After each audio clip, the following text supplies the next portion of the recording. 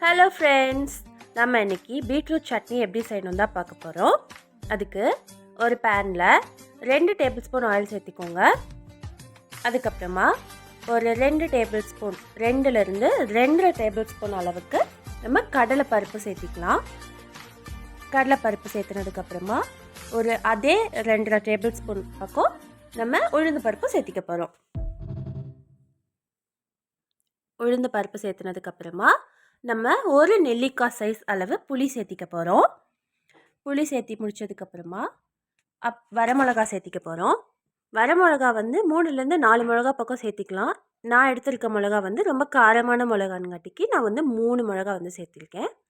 அப்புறம் ஒரு கொத்து கருவேப்பிலை ஆட் பண்ணிவிட்டு நல்லா வந்து இந்த பருப்பெல்லாம் வந்து கோல்டன் ப்ரௌன் ஆகிற வரைக்கும் நல்லா வந்து சாட்டே பண்ணி எடுத்துக்கணும். நல்லா வந்து சாட்டே பண்ணணும்.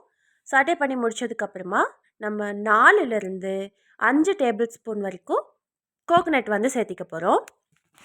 நான் வந்து கோகனட் வந்து திருவியே வச்சுருந்தேன், அதனால அதையே ஆட் பண்ணிவிட்டு நல்லா கோல்டன் ப்ரௌன் ஆகிற வரைக்கும் நல்லா வணக்கி விட்டுக்கலாம்.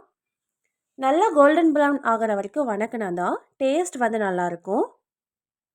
நல்லா வணக்கி விட்டுட்டே இருக்கணும். நல்லா வணக்கினது அப்புறமா நான் வந்து குட்டியாக வந்துட்டு பீட்ரூட் வந்து கட் பண்ணி வச்சுருக்கேன், அதை வந்து சேர்த்திக்கலாம். பீட்ரூட் வந்து நல்லா வணங்கணுன்னா கொஞ்சம் வந்து ஃபைனாக சாப் பண்ணிக்கோங்க. நான் கூட கொஞ்சம் வந்து பெருசாக தான் இருக்குது நான் சாப் பண்ணது. நீங்கள் வந்து இன்னும் கொஞ்சம் கூட ஃபைனாக சாப் பண்ணி சேர்த்திக்கலாம். அப்போ கொஞ்சம் சீக்கிரம் வணங்கிக்கும். அப்புறம் உப்பு கொஞ்சம் சேர்த்திக்கோங்க. இப்போதைக்கு வந்து பீட்ரூட் வணங்குற அளவுக்கு உப்பு சேர்த்திக்கோங்க. அப்புறம் சட்னி அரைச்சிட்டு கூட நம்ம எவ்வளோ உப்பு பத்தலைனாலும் சேர்த்திக்கலாம்.